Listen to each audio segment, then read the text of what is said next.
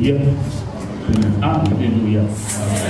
Nous acclamons pour la présence de notre Dieu. Acclamons la présence de notre Dieu. Acclamons la présence du roi de sang. Il mérite le cri de joie. Il mérite le cri de joie. Alléluia.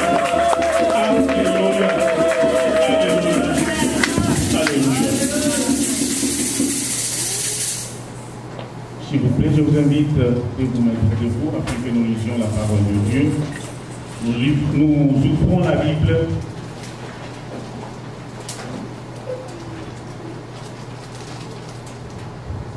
dans le livre d'Exode au chapitre 32.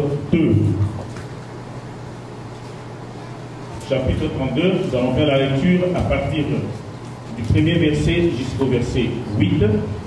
Et nous sortons, nous allons lire 17 et 18. Je lis la Bible au nom de Jésus-Christ. Le peuple, voyant que Moïse tardait à descendre de la montagne, s'assembla autour d'Aaron et lui dit: allons, fais-nous un Dieu qui marche devant nous, car c'est Moïse, cet homme qui nous a fait sortir du pays d'Égypte. Nous ne savons ce qu'il est devenu. Verset 2, Aaron leur dit: ôtez les anneaux d'or qui sont aux oreilles de vos femmes, de vos fils et de vos filles, et apportez-le-moi. 3. Et tous ôtèrent les anneaux d'or qui étaient à leurs oreilles, et ils les apportèrent à Aaron. 4. Il le reçut de leurs mains, jeta l'or dans un moule et fit un veau en fonte. Il dit: Israël, voici ton Dieu qui t'a fait sortir d'Égypte. 5. Lorsqu'Aaron vit cela, il bâtit un autel devant lui et il s'écria: tes mains il aura faites en honneur de l'Éternel. 6. Le lendemain, ils s'élevèrent de bon matin et ils offrirent des holocaustes et des sacrifices d'action de grâce. Le peuple s'assit pour manger et pour boire, puis ils s'élevèrent pour se divertir. 7. L'Éternel dit à Moïse: va, descends, car ton peuple que tu as fait sortir d'Égypte s'est corrompu. Et 8. Ils se sont promptement écartés de la voie que je leur avais prescrite. Ils se sont fait un veau en fonte, ils se sont prosternés devant lui, ils lui ont offert des sacrifices et ils ont dit: Israël, voici ton Dieu qui t'a fait sortir du pays d'Égypte. Nous sortons directement, nous allons au verset 17. Josué entendit la voix du peuple qui poussait des cris et il dit à Moïse: il y a un cri de guerre dans les camps. 18. Moïse répondit: ce n'est ni un cri de vainqueur, ni un cri de vaincu. Ce que j'entends, c'est la voix des gens qui chantent. La parole du Seigneur. Et ça, on ne va pas lire maintenant, vous pouvez lire même à la maison. 2 Pierre 3, 4, nous aurons besoin de ça. Et puis Acte 2, 1, 2. Alors on va prier. Seigneur, merci pour ce moment précieux. Nous voulons écouter ta pensée, le véritable Dieu, Seigneur. Saint-Esprit, nous savons que tu es au rendez-vous. Nous voulons ensemble élever le nom de Jésus et afin que la journée d'aujourd'hui soit une bénédiction pour nous, Seigneur. Tu es notre Dieu et tu resteras notre Dieu à jamais. Au nom puissant de Jésus-Christ, nous avons ici prié. Amen. Amen. Alléluia. Amen. Vous pouvez vous asseoir. Merci. Je rends d'abord grâce à mon Dieu. Je m'appelle, je dois me présenter puisque, voilà, c'est très important parmi les formules de protocole. On doit savoir qui est celui qui est devant nous, qui se tient devant nous.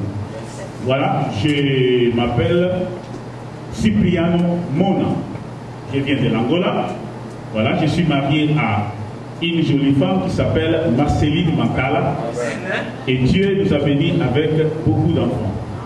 Voilà, je suis ici pour un séjour et je crois que mon séjour tient déjà à sa fin et je rentrerai en Angola. Et Dieu qui m'a fait visiter pour la première fois ce pays, je crois que c'est la première fois, mais ce n'est pas la dernière fois. Il me donnera encore, il me fera la grâce de revenir ici, aussi toujours aux États-Unis. Ok, Voilà, je remercie ce Dieu-là qui est bon, vraiment tellement bon, et tout ce qu'il est en train de faire pour moi. Et je suis encore très reconnaissant à l'homme de Dieu, au révérend, l'apôtre Willy, lui qui m'a cédé cette chaîne, parce que ici on ne la donne pas à n'importe qui, puisque là c'est la vie qui sort ou la mort qui peut sortir d'ici. Donc je suis vraiment très reconnaissant à cet homme de Dieu humble. Merci beaucoup papa. Merci. Et je suis encore reconnaissant au couple Matanou, eux qui m'ont reçu ici aux États-Unis. Je suis logé chez eux, papa Clément et maman Tité. Je suis vraiment entre leurs bonnes mains. Que Dieu bénisse vraiment ces couples. Et je remercie Dieu aussi pour votre présence ici dans la salle, parce que Dieu a fait grâce que nous nous rassemblions aujourd'hui afin d'écouter la parole de Dieu. Vous avez laissé ce que vous pouvez faire. J'ai remarqué quelque chose ici dans ce pays. Les gens qui sont très occupés. Comme dans votre jargon, vous le disiez toujours, les gens sont busy. Alors, mais lorsque quelqu'un vraiment se décide de venir écouter la parole de Dieu ce matin, au lieu de se reposer sur son lit, que Dieu vraiment vous bénisse. Alléluia. Alors, nous allons écouter la parole de Dieu. Le thème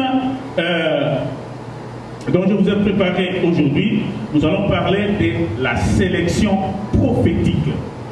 Dites à votre le frère ou le soeur qui est à côté, la sélection prophétique. Alléluia. Voilà, la sélection prophétique. C'est quoi la sélection? La sélection, nous pouvons définir ça comme ça, c'est l'acte ou le processus de sélectionner. La sélection, c'est l'acte ou le processus de sélectionner. L'acte ou le processus de sélectionner. On peut dire aussi la sélection, c'est le choix. La sélection, c'est le choix. Et la sélection aussi, c'est la collection. Je peux donner un exemple. On peut dire ce magasin, voilà, comme nous avons l'habitude de fréquenter le magasin pour s'acheter voilà, des habits, on peut dire ce magasin a une très bonne sélection d'habits. Alléluia. Et nous pouvons dire, il y a un exemple aussi qui peut beaucoup plus nous édifier, lorsque dans les domaines des sports, surtout dans le football, on dit la sélection nationale de football. Amen. Moi, dans mon pays, en Angola, la sélection nationale de football s'appelle Palanca Negra. Et j'ai écouté aussi la sélection nationale de football de France, on appelle ça le bleu. Et la sélection nationale de football de Congo, on appelle ça les léopards. Mais ici, je ne sais pas comment ça s'appelle. Je ne sais pas. Les stars? Ok, merci beaucoup. Voilà. Donc ça, c'est pour que nous comprenions un peu ce que c'est la sélection. Alors, c'est quoi prophétique? Cet adjectif prophétique, nous allons comprendre ça. Prophétique, c'est tout ce qui s'est fait en partenariat avec le Saint-Esprit. C'est ça ce que nous voulons comprendre par prophétique. Tout ce qui s'est fait en partenariat avec le Saint-Esprit. Alors la sélection prophétique, je peux dire, c'est un choix opéré par le Saint-Esprit, une collection faite par Dieu, car le Saint-Esprit est Dieu. Amen. Alléluia. C'est un choix opéré, je répète, c'est un choix opéré par le Saint-Esprit, une collection faite par Dieu, car le Saint-Esprit est Dieu. Bien-aimés dans le Seigneur, notre Dieu est un Dieu sélectif. Ce n'est pas un Dieu de tout le monde, ce n'est pas un Dieu, je ne sais pas moi comment je peux l'exprimer, mais c'est un Dieu sélectif. Et quand il veut réaliser ses desseins sur la terre, il opère d'une manière sélective. Quand il a voulu exprimer sa volonté sur la terre, Dieu a fait, il a agi d'une manière sélective. Qu'est-ce qu'il a fait? Il est allé dans une famille, n'est-ce pas, sur la terre, la famille de Terah. Et là où il a pris, n'est-ce pas, un enfant, voilà, il a sélectionné celui que nous appelons Abraham. Et dans Abraham, lui aussi, il avait ses enfants. Et dans les enfants d'Abraham, il a aussi sélectionné un enfant qu'on appelle Isaac. Abraham en avait plusieurs, vous le savez très bien, mais il a sélectionné Isaac. Donc, dans Isaac aussi, il est parti. Il a pris Jacob. Donc notre Dieu, c'est un Dieu sélectif. Ce n'est pas un Dieu de tout le monde comme ça. Ce n'est pas un Dieu qui agit d'une manière, je ne sais pas, en globalité. Mais c'est un Dieu qui fait la sélection. Et c'est pour cela, ce Dieu-là, dans ta famille, il t'a choisi, il t'a sélectionné dans ta vie. Bien-aimé dans le Seigneur, ce n'est pas par hasard que tu connais Jésus, ce n'est pas par hasard que tu connais Dieu, ce n'est pas par hasard que tu es là, parce que tu es une sélection de Dieu. Alléluia. Voilà la façon dont ta vie est amenée. C'est d'une manière sélective. Voilà la manière dont vous vous habillez. C'est d'une manière sélective. Vous ne vous habillez pas comme tout le monde. Puisque ce monde, vous voyez, si vous sortez, vous regardez la manière dont les gens s'habillent, c'est vraiment, c'est regrettable. Mais voilà comment vous êtes. Donc vous êtes un peuple sélectif. Alléluia. Amen. Et c'est pour cela qu'il ne faut pas se comporter comme tout le monde. Non, non, non, non. Vous êtes un peuple mis à part, vous êtes un peuple sélectif. Il ne faut pas se comporter comme tout le monde. Voilà, votre famille est une famille sélective. Vous avez des enfants qui sont une sélection. Vous avez une profession qui est une profession sélective. Votre vie, c'est une vie sélective à partir de Dieu Tout-Puissant. Alléluia. Amen. Mais nous allons voir là où nous venons de lire. La Bible nous fait voir le peuple d'Israël. Dieu a donné à Moïse la mission de faire sortir ce peuple que nous savons très bien qui était dans l'esclavagisme en Égypte. Et Dieu a fait grâce au peuple était libéré sous la conduite de Moïse. Mais ils arrivent ici là où nous venons de lire. Ce peuple que Dieu a fait beaucoup d'efforts et s'est sacrifié pour ce peuple-là. Quand ils arrivent à cette étape-là, qu'est-ce qui est arrivé? La Bible nous dit, le peuple s'entoure autour d'Aaron. Pendant que Moïse était parti, n'est-ce pas, à la montagne, pour recevoir un message de la part de Dieu. Mais qu'est-ce qu'il y a eu? Aaron qui était resté avec le peuple, qu'est-ce qu'il a fait? Le peuple est venu autour d'Aaron. Et le peuple a dit à Aaron, fabrique-nous un Dieu qui marche devant nous. Alléluia. On fabrique un Dieu. Fabriquer un Dieu. Est-ce que ce peuple comprenait au moins ce qui signifiait un Dieu? Est-ce que ce peuple pouvait avoir un peu une mémoire pour se souvenir de ce que le Dieu a fait pour eux? Il dit à Aaron, fabrique-nous un Dieu qui marche devant nous, car c'est Moïse. Voilà le langage qu'ils utilisent. C'est Moïse. Alléluia. C'est Moïse. On ne sait pas ce qu'il est devenu. Il est parti à la montagne et il tarde là-bas à la montagne. Alors, qu'est-ce que Aaron a fait? Aaron a demandé aux enfants d'Israël que chacun amène les anneaux d'or qu'ils avaient. Ils ont amené, chacun a amené, n'est-ce pas, les anneaux en or qu'ils avaient. Et Aaron a fait fondre cet or-là en statue de veau. Et lorsqu'ils ont fait cela, Aaron a dit, Israël, voici votre Dieu. Et le peuple aussi a dit, voici notre Dieu. Et demain, nous ferons une fête pour le Seigneur. Demain, nous allons sacrifier, nous allons manger, nous allons boire et nous allons nous divertir parce que nous avons notre Dieu au milieu de nous. Et le Dieu qui est comme omniscient, il a compris tout cela. Il était avec Moïse à la montagne, mais il a compris tout cela. Il dit à Moïse, Moïse, descends très vite. Le peuple que tu as libéré, que tu as fait sortir d'Égypte, ce peuple est corrompu. Bien-aimé dans le Seigneur, Dieu sait tout, Dieu voit tout. Alléluia. Tout ce que nous faisons en secret, notre Dieu est à la connaissance de cela. Que personne ne vous trompe. Ne vous dites pas ce que je fais. Je suis loin du pasteur, je suis loin de la communauté et je mène ma vie d'une manière que moi, je veux, attention, notre Dieu a les yeux sur tout. Alléluia. Il a dit à Moïse, descends vite, le peuple s'est corrompu. Puisque puisque Dieu sait tout et il a tout compris. Alors, bien aimé dans le Seigneur, ce récit, c'est un récit triste, puisqu'on voit ce peuple qui a vu le miracle de Dieu, ce peuple qui a vu la main de Dieu opérer dans leur vie, mais ce peuple s'est corrompu. Et qu'est-ce que le Saint-Esprit veut que nous partageons ce matin? Ici, nous allons parler de 3 catégories de personnes. Alléluia. Nous allons parler de 3 catégories de personnes. Il y a le peuple. Il y a deuxièmement le leader Aaron, leader corrompu.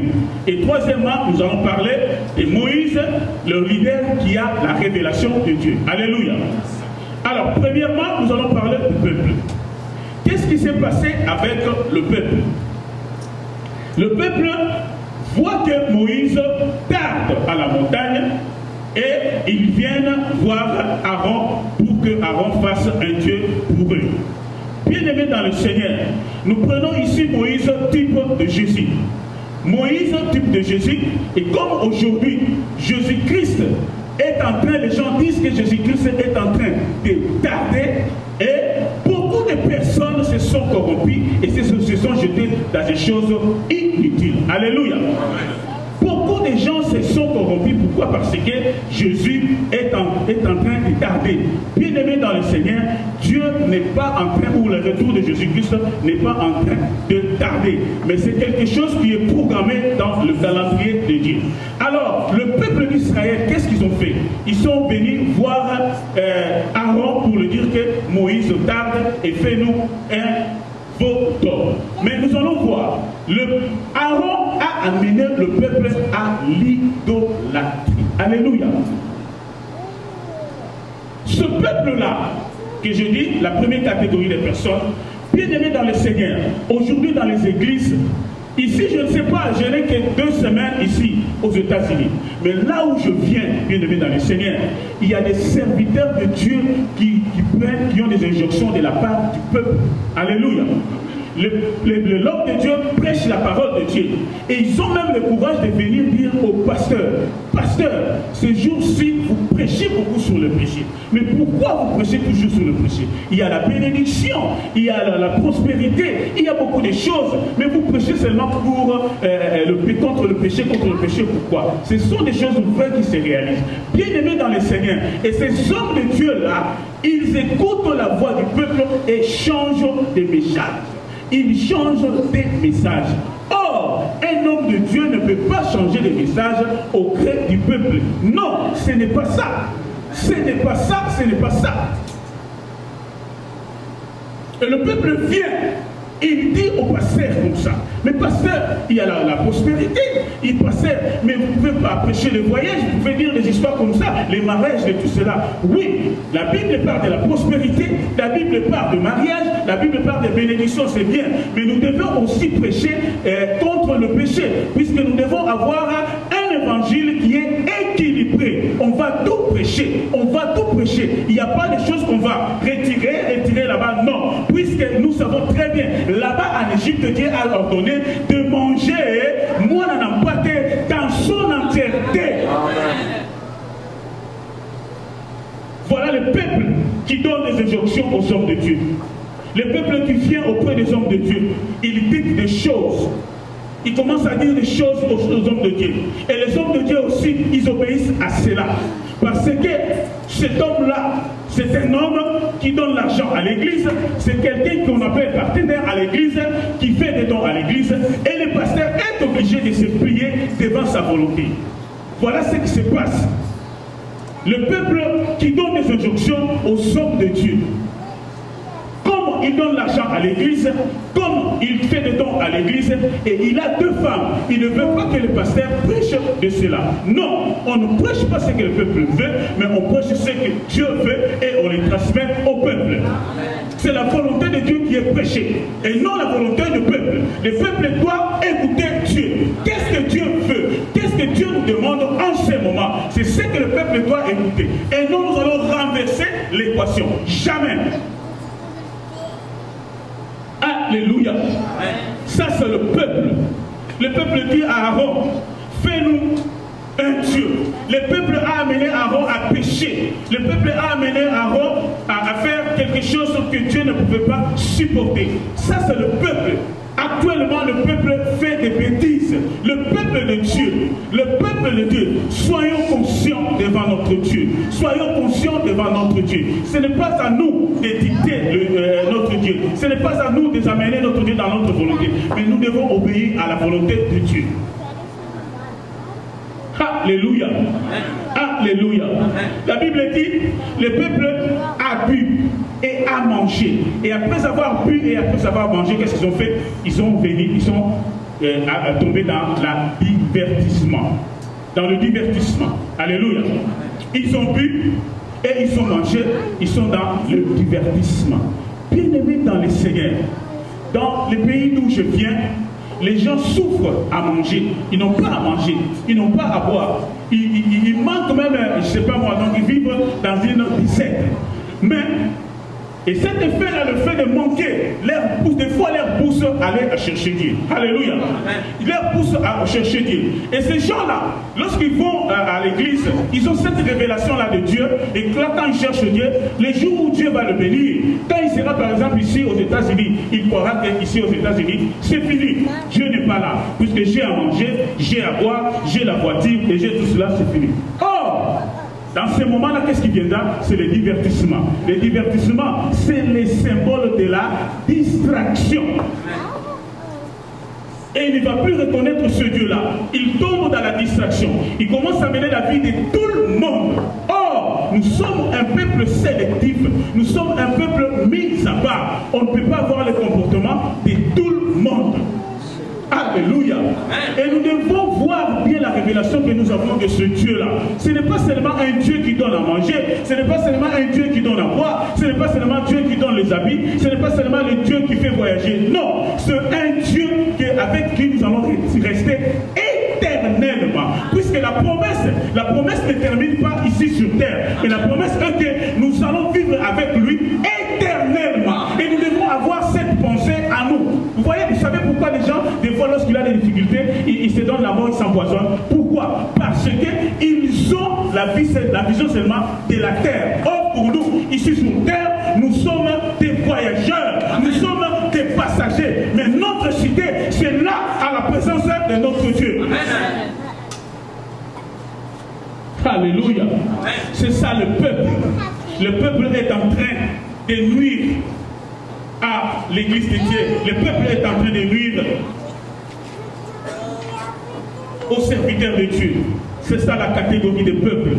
Le peuple qui demande n'importe quoi aux hommes de Dieu. Le peuple qui induit les hommes de Dieu en erreur. Le peuple qui aime boire, qui aime manger. Il compare le salut par rapport aux vêtements. Il compare le salut par rapport aux habits. Il compare, aux habits. Il compare le salut par rapport aux biens matériels. Mais c'est pas ça. Ce n'est pas pour cela que Jésus-Christ est monté sur la croix de Golgotha. Non, c'est plus que ça.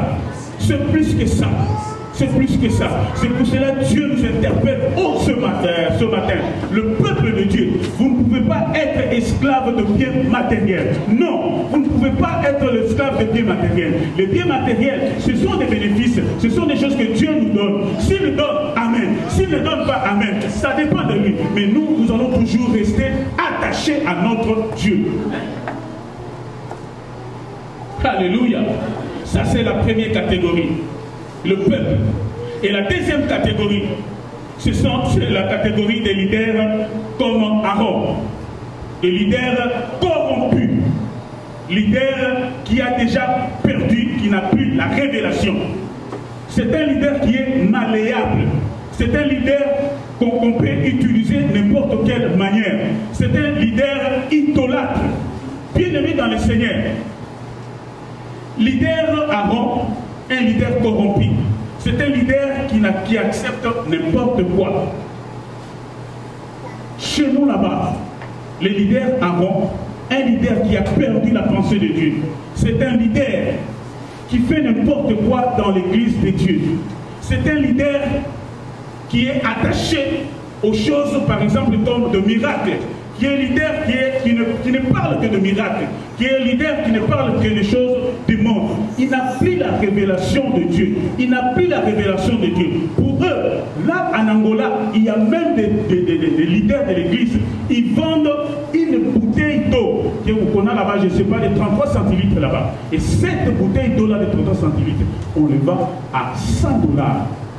Et beaucoup de gens viennent en vitesse malgré la crise et la souffrance, mais il fait tout pour avoir cette bouteille d'eau vendue à $100.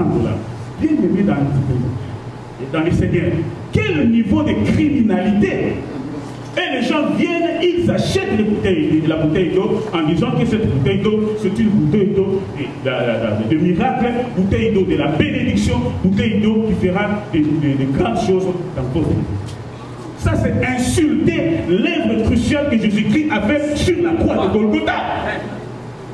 C'est le sang qui libère, qui purifie, qui nous bénit. Et ce n'est pas une bouteille d'eau comme ça. C'est de l'escroquerie évangélique. Le leader Aaron, voilà ce qu'il fait. Il n'enseigne que des miracles, des miracles, des miracles. Bien aimé dans le Seigneur, vous pouvez bénéficier des miracles, bien sûr, mais si votre cœur n'est pas transformé, vous irez tout droit en enfer.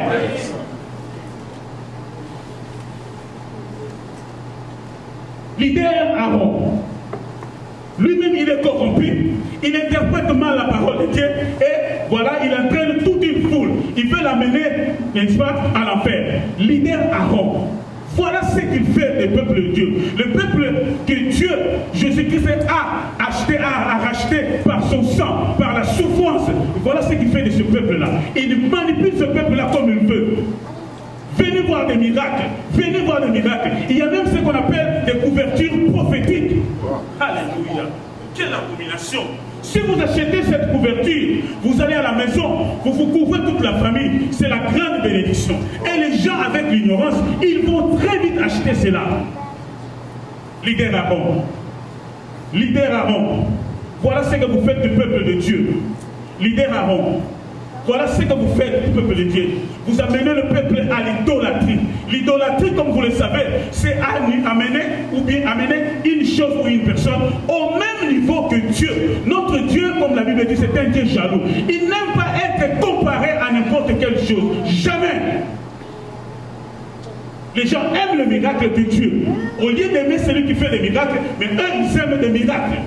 Voilà pourquoi. Parce qu'il y a un leader qu'on appelle Aaron.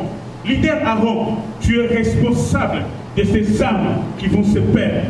Leader Aaron, Dieu te demandera tout ce que tu es en train de faire aujourd'hui. Tu mènes le peuple à la perdition. Serviteurs de Dieu, soyons connectés à la pensée de Dieu. Soyons connectés à la volonté de Dieu.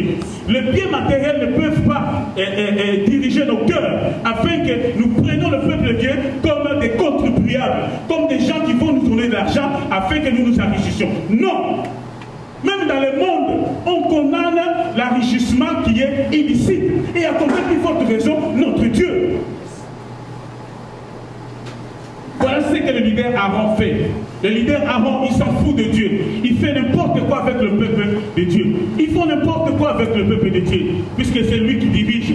Puisque c'est lui qui conduit le peuple. Puisque c'est lui, le papa, le chef. Il donne même des fausses prophéties afin d'attirer quelque chose entre les mains du peuple. C'est ça le leader Aaron. Faux prophète. Il donne des fausses prophéties. Alléluia. Ça, c'est la deuxième catégorie. La catégorie des leaders Aaron. Des leaders qui n'ont plus la pensée de Dieu. Qui ont perdu la pensée de Dieu. Qui sont en dehors de la pensée de Dieu. Des mercenaires bien-aimés. Voilà. Ils viennent là que pour détruire. Heureusement, nous avons la pensée de Christ. Nous savons bien distinguer ça c'est un mercenaire ou c'est vraiment ça le pasteur. Alléluia. Alléluia. La troisième catégorie, c'est la catégorie des serviteurs fidèles à Jésus. C'est comme Moïse. Ce sont des serviteurs qui vivent dans l'intimité avec Dieu. Ce sont des serviteurs qui sont avec Dieu, qui marchent avec Dieu et qui ont le discernement avec eux. C'est la troisième catégorie. C'est comme Moïse. Il marche avec Dieu. Il va chercher Dieu. Il a la pensée de Dieu. Il sait ce que Dieu veut pour son peuple. C'est ça la troisième catégorie. Bien-aimés dans le Seigneur, là où nous avons lu, vous allez voir, un peu en bas là-bas, dans le dernier de la montagne, il a écouté des bruits. Et il dit à Moïse, j'ai écouté les bruits de guerre. Alléluia. Mais Moïse qui avait la pensée de Dieu, puisque Dieu lui avait déjà dit, descends vite, ton peuple est déjà corrompu. Lui qui avait la pensée de Dieu, il a déjà compris. Il a dit à Josué, ce n'est ni le cri de guerre, ni le cœur des vaincus, des invaincus. Mais le peuple s'est corrompu. Bien-aimé dans le Seigneur, actuellement dans les églises, il y a des bruits. Dans les églises, il y a des bruits. Les gens chantent, les gens dansent, les gens font n'importe quoi. Ce sont des bruits de veaux d'or. Ce sont des bruits de veaux d'or. Pourquoi? Parce qu'ils chantent, ils dansent, ils crient. Mais ils viennent dans la présence de Dieu. Il n'y a pas la présence de Dieu. Ils viennent comme cela et ils rentrent de cette manière-là. Il n'y a pas la transformation dans leur vie. Ils viennent sorciers, ils rentrent sorciers. Ils viennent aventuriers, ils rentrent aventuriers. Ils viennent escrocs, ils rentrent escrocs. Pourquoi? Parce qu'ils sont dans la présence des veaux d'or. Nous n'avons pas besoin de la présence des veaux d'or. Mais nous avons besoin de la présence de Dieu. La Bible nous dit dans l'acte 1, à partir des versets 1 à 2, qu'est-ce que la Bible dit? Dans la chambre haute, il y avait un bruit. Ce bruit-là, c'est quel bruit? C'est le bruit de la présence de Dieu. C'est ça ce que nous voulons dans l'église. Lorsque nous crions, lorsque nous chantons pour la présence de Dieu. Dans la présence de Dieu, il y a la transformation. C'est différent avec le photo. Nous voulons la présence de Dieu dans l'église. Nous voulons la présence de Dieu, qui est la transformation dans la vie des personnes. Quelqu'un qu'on voyait dans une mauvaise vie, mais lorsqu'il fréquente l'église de Dieu, sa vie se transforme, il change, et les gens commencent à se demander, est-ce que c'est lui ou ce n'est pas lui? C'est ça ce que nous voulons. Nous voulons marcher avec des leaders qui ont la présence de Dieu, qui ont la pensée de Dieu, qui vont nous amener la pensée de Dieu, qui vont nous dire ce que Dieu veut pour nous, ce que Dieu veut que nous fassions. Et non passer des temps à faire des cérémonies, chanter pour rien, danser pour rien, et Dieu n'est pas là. C'est ce que moi je vois dans mon pays. Je dis ici, je ne sais pas encore, parce que je n'ai que 2 semaines. Je n'ai pas vraiment fréquenté. Mais ça, dans mon pays, il y en a. Tout cela, c'est une alarme. Dieu est en train d'alerter son peuple. Dieu est en train de faire une sélection.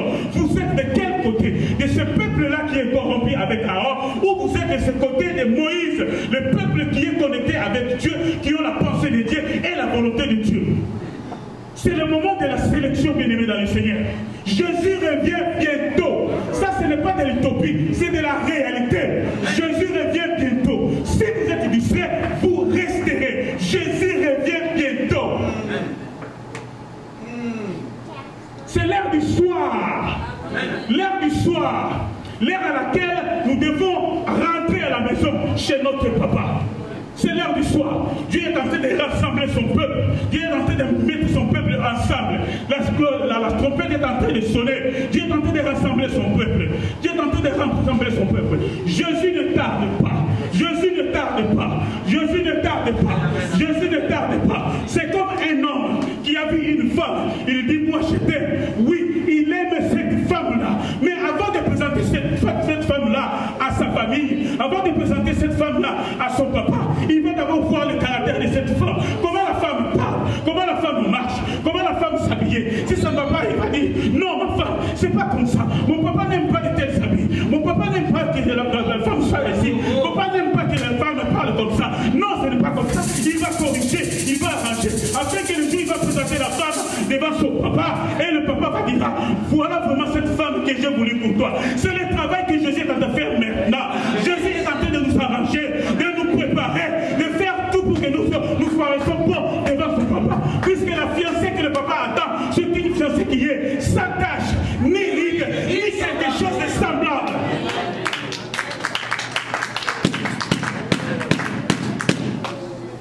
Alléluia.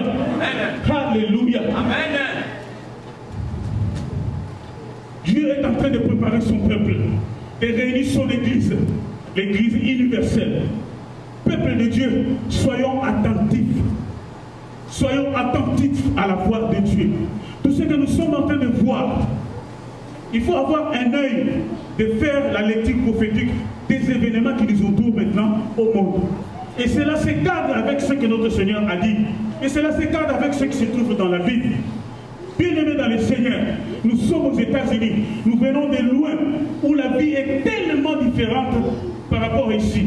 Ici, il y a un niveau de vie qui est élevé. Que ce niveau de vie-là ne vous aveugle pas. Soyez branchés à votre Dieu. La sélection prophétique. Dieu est en train de faire sa sélection. Il est en train de réunir son peuple. Il est en train de mettre ensemble son peuple. C'est le travail que Jésus-Christ est en train de faire avec le Saint-Esprit en ce moment précis. Comprenons la voix de Dieu. Ayons la capacité de distinguer ce qui est de Dieu et ce qui n'est pas de Dieu. C'est ça le moment. Ne nous laissons pas perdre. C'est ça le moment. La sélection prophétique. La Bible dit, celui qui lit, fasse attention. Mais moi je paraphrase, je dis, que celui qui écoute fasse attention. Vous qui avez maintenant le privilège d'écouter ces choses, vous devez faire attention à votre vie. Vous devez faire attention à votre façon de marcher. Vous devez faire attention à votre façon de se comporter. Vous devez faire attention avec votre vie. Alléluia. Il y a des gens qui sont très loin. Ils n'ont même pas l'occasion d'écouter ces choses. Mais vous, vous écoutez. C'est un cri d'alarme. Dieu est en train d'alerter son peuple. Il est en train de faire la sélection. Et faites de sorte que vous soyez dans cette sélection-là. Alléluia. Mais je sais que vous êtes là par le Jésus-Christ et que vous servez en toute vérité. Vous faites partie de cette sélection-là. L'enlèvement est une réalité. L'enlèvement n'est pas une utopie. C'est une réalité. Je vous informe. L'heure vient où j'écouterai Jésus-Christ sans prophétie, où je verrai Jésus-Christ sans vision. Il me dira, Cypriano, bon et fidèle serviteur, assis-toi à ma droite. Nous attendons bien ce moment-là. Et ce moment-là arrivera. Ce n'est pas des racontards, ce n'est pas des histoires qu'on est en train de vous raconter, mais c'est ce qui va se faire, ce qui va se réaliser réellement. Alléluia. Le peuple de Dieu, soyons attentifs à la volonté de Dieu, au cri de Dieu. Dieu est en train de parler en ce moment. Ce n'est plus l'heure d'être distrait. Ce n'est plus l'heure d'être troublé par les événements de ce moment. Lui-même nous a dit, quand ces choses viendront, ne soyez pas troublés. Or, ces choses-là doivent amener une certaine assurance en nous. Pourquoi? Parce que notre Seigneur nous a dit la vérité, nous a prévenu sur ces choses et les choses se réalisent. Donc, nous serons ensemble avec lui. La sélection prophétique. Nous sommes vers le départ, bien-aimés. Nous sommes vers le départ. Nous voulons partir dans la présence de notre Seigneur pour l'éternité. Et nous devons bien vérifier, nous devons vérifier notre façon de marcher, notre façon de vivre. Bien-aimés dans le Seigneur, ce peuple-là, il était ensemble. Ils chantaient, ils criaient. Ils avaient dit que, voilà, voici notre Dieu. La Bible dit, notre Dieu est omniprésent. Mais il n'est pas dans tout. Non. Non et non et non. Il est omniprésent. Mais il n'est pas dans tout ce que nous faisons. Non. Il y a des choses. Dieu n'est pas là. Il n'est pas là. Il n'est pas là. Il n'est pas là. Ce qui est important, il faut vérifier. Ce que vous commencez à faire, est-ce que vous le faites seul ou vous faites ça avec Dieu? C'est ce qui est très important. Vous commencez votre travail. Est-ce que Dieu est dans votre travail? Il y a les travails qui vous travaillez, vous recevez de l'argent. C'est bon. Mais ce travail-là va t'amener tout droit dans l'enfer. Vous commencez votre mariage. Est-ce que Dieu est dans votre mariage? Aujourd'hui, les frères et les sœurs, ils commencent leur relation et puis il veut appeler Dieu d'entrer dans cette relation. Non. Dieu n'est pas l'auteur des choses qu'il n'a pas commencé. Jamais. S'il n'a pas commencé ça, il n'est pas là-bas. Il n'est pas l'auteur de cette chose-là. Vous devez défaire cela pour que Dieu ait consulté la volonté de Dieu. S'il est pour ça ou il est contre ça. Chez moi, là-bas, les gens commencent les églises sans pour autant consulter Dieu. Non. Il dort, il se lève le matin, il prend le tam-tam comme ça, il commence Jésus, comme on chante toujours, Yesu Ajali Awa. C'est comme si Yesu Ajali chaque fois. Non, jamais. Jamais et jamais, jamais. Il faut avoir la direction du Saint-Esprit pour faire cela. Il y a beaucoup de courageux, beaucoup d'assassins qui sont dans l'œuvre de Dieu. Beaucoup de lourds ravisseurs. Il faut faire attention au peuple de Dieu. Et la Bible dit, Jésus a dit, vous le saurez par les comportements. Les comportements vont déterminer celui-ci est de Dieu ou celui-ci n'est pas de Dieu. Là-bas, dans mon pays, il y a du fanatisme. Ils voient les bêtises, le serviteur de Dieu. Ils prennent les jeunes filles dans les églises, mais ils sont toujours derrière eux. Daddy, daddy, papa, daddy. Qui vous a dit cela? Si quelqu'un ne respecte pas la volonté de Dieu, il doit être à côté. C'est ça le vrai évangile. On ne patine pas avec Dieu. C'est qu'un homme aura semé, le moissonnera. Nous voulons qu'avec tout le temps que nous allons passer ici sur terre, nous voulons voir Jésus, nous voulons vivre avec lui, nous voulons être avec lui dans le repos. C'est ça, c'est là où Dieu veut nous amener. Non, que notre vie va être terminée ici, puisque nous avons des voitures, nous avons des maisons. C'est bien ça, il faut vous réjouir. C'est ça la volonté même de Dieu. Mais cela ne va pas vous écarter de la bonne voie de notre Seigneur. Alléluia. Peuple de Dieu, Dieu est en train de faire sa sélection au travers le Saint-Esprit. Nous devons être attentifs à la voix de Dieu. Nous devons comprendre ce que Dieu veut. La trompette est en train de sonner. Nous devons comprendre le message de Dieu. Qu'est-ce que Dieu veut? Qu'est-ce que Dieu nous montre? Alléluia. La sélection prophétique. Je suis arrivé à la fin de mon message.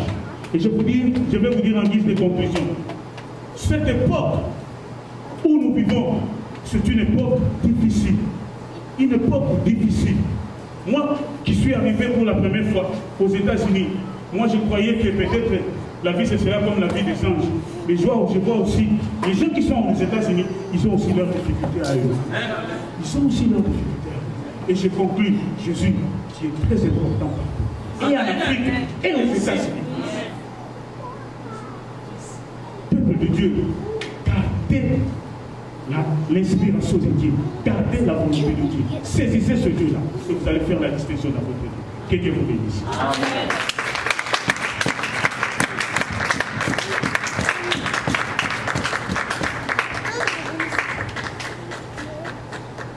Que Dieu soit loué. Amen, amen. Vraiment, l'Esprit de Dieu parle toujours à travers ses serviteurs. Amen. L'homme de Dieu nous a prêché.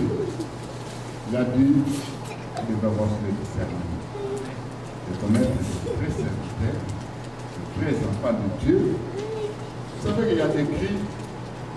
Comme Dieu a dit que Josué a entendu que c'était la guerre. Moïse a dit non, non, non. C'était pas la guerre. C'était pas la guerre. Si on vous amène toujours à des guerres, parce qu'il y a des écrits qui amènent des gens toujours dans des combats, vous devez avoir des discernements. Si on vous amène à la prospérité, vous aurez ceci, cela, vous devez avoir les discernements. Amen. Si on fabrique des photos, mais dans notre enseignement sur l'enlèvement, il y aura un endroit de parler sur l'idolâtrie dans les cœurs des gens. Et là, bien aimé, quand la Bible dit ceux qui attendaient les maris, on avait dit, la Bible a dit que ceux qui étaient prêts entrèrent. Quand on dit être prêt, bien aimé, ce n'est pas quelque chose de facile. Amen. Hein? Amen. Il faut écouter ce que le Saint-Esprit est en train de parler à travers ce serviteur. Ce qui vient de dire aujourd'hui. Vous allez comprendre que ça, on est en train de sonner la trompette sans éclat. C'est pour avertir, pour que vous soyez prêts ce jour-là. Quand la trompette va sonner avec éclat, il y aura la personne qui va commencer à prêcher. Mais ceux qui étaient attentifs, ceux qui étaient prêts, c'est là qui vont. Amen. Amen. Amen. Mais tu es prêt pour ça. Tu es dans les divertissements. Tu es dans l'idolâtrie. Tu es dans les injonctions. C'est là que vous devez avoir le discernement de voir. Je peux me mettre ici, prêcher n'importe quoi. Regarde aussi mes fruits. Amen. Amen. Hein? Amen. Le Seigneur dit vous l'êtes connecté dans l'air fourni. C'est pour vous dire que le Seigneur regarde et les serviteurs et les enfants de Dieu. Ce jour-là, ce sera terminé. Vous savez, le Seigneur a dit. D'ailleurs, on va parler sur ça.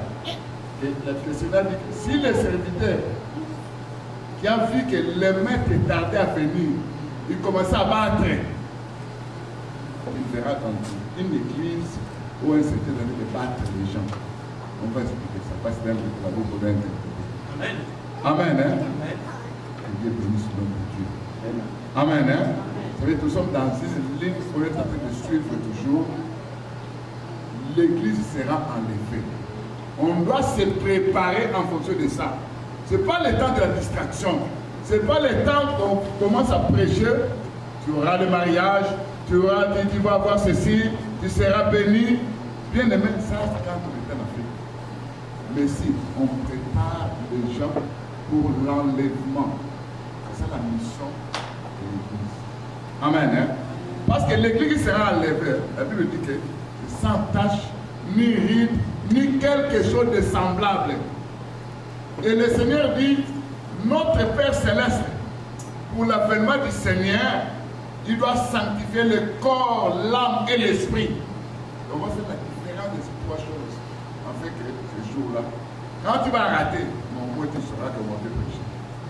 Alors, le Seigneur bénit sur le monde. Amen. Hein? Amen. C'est la trompette sans éclat qui vient d'être sonnée. Ceux qui ont des oreilles pour entendre, entendre ce que l'Esprit dit aux églises. Ceux qui sont là, bien aimés, c'est là où, quand on va commencer à parler sur être prêt, et quand je vais commencer à parler sur vos bouches, parce qu'il y a des ceux-là qui vont rater l'enlèvement à cause de leurs bouches. Quand on va commencer à décortiquer chaque chose, parce que bien aimé, l'enlèvement, c'est pas parce que tu pars à l'église, c'est pas parce que tu écoutes la parole de Dieu que tu seras enlevé. C'est pas parce que tu crois, mais c'est parce que tu obéis à la parole de Dieu que tu seras enlevé. Et toi, serviteur, c'est parce que tu prêches la vérité, c'est là où tu seras sauvé. Amen. Est-ce que vous comprenez? C'est pour vous dire que c'est l'esprit qui va te préparer toujours à ce concernant l'enlèvement de l'église. Soyons prêts. Évitons les distractions. Évitons la corruption. Évitons, quand on parle de sur la corruption, ce n'est pas une corruption matérielle comme ça. C'est-à-dire quelqu'un qui vient avec des langages pour corrompre, pour influencer. C'est une corruption morale. Et quand tu influences les hommes de Dieu, maintenant, au lieu que les hommes soient conduits par le Saint-Esprit, ils sont conduits maintenant par l'influence de l'homme. Et ce jour-là, c'est ça. Soyez l'homme de Dieu, soyez connectés avec le Saint-Esprit et ont la révélation. Et vous, enfants de Dieu, et le discernement de comprendre que ça, c'est des faux dogmes. Parce que les faux dogmes aujourd'hui, il y en a nombreux. Quand je vais parler de M. Syrène, si au temps de Nebuchadnezzar, il y avait la statue de Nebuchadnezzar qui était élevée qu'on devait adorer. Mais aujourd'hui aussi, il y a des statues. Quand tu prends la télévision, mais c'est l'idole du temps de la fin. Quand vous regardez, même les Facebook que vous avez, regarde combien des enfants de Dieu ont leur Facebook. Pendant les breaks, ils regardent ça. Avant de dormir, ils voient ça. Les nouvelles. Et vous allez voir, ça c'est l'idolâtrie. Et cette idole s'est élevée. Et les gens sont dans la distraction. Ils croient servir Dieu, ils croient être prêts alors qu'ils sont dans la distraction totale.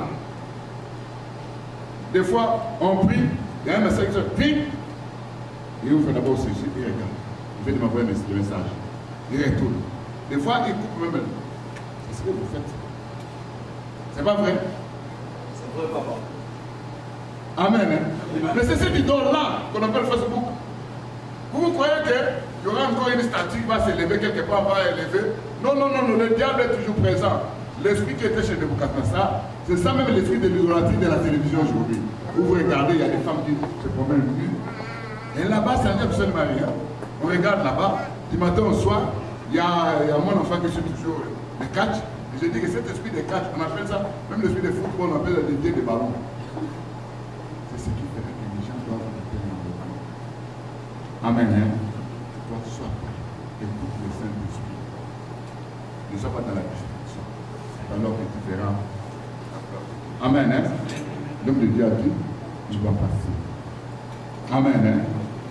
Vraiment, Dieu même cause avec lui que le Seigneur nous aide. Parce que s'il avait un temps, il pouvait nous parler dans 2, 3, 4 semaines, on laisse se préparer afin que le jour va rentrer, qu'il dise aussi que j'étais étranger. Le Seigneur va dire, j'étais étranger, tu m'avais accueilli. Est-ce que vous comprenez? Amen. J'étais étranger, j'étais en prison. C'est venu me voir. J'étais un étranger. Si le Saint-Esprit t'a touché, et tu peux donner quelque chose, je n'appelle personne. Nous, à notre tour d'église, on fera l'infusquer tout petit peu. Et toi, chaque tour, c'est comme les ancêtres églises qui ont des casses sur l'école. Ou quand il y a des casses sur la route. Ça serait une chose pour toi.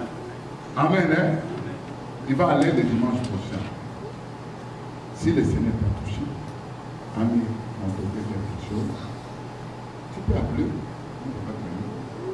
J'ai quelque chose de donner à l'homme. Il va recevoir. Et le Seigneur soit là. Amen. Hein? Prions maintenant. Dis à ton Dieu, Seigneur, prépare-moi à être prêt. Révèle-moi tout ce qui est contraire à ta volonté.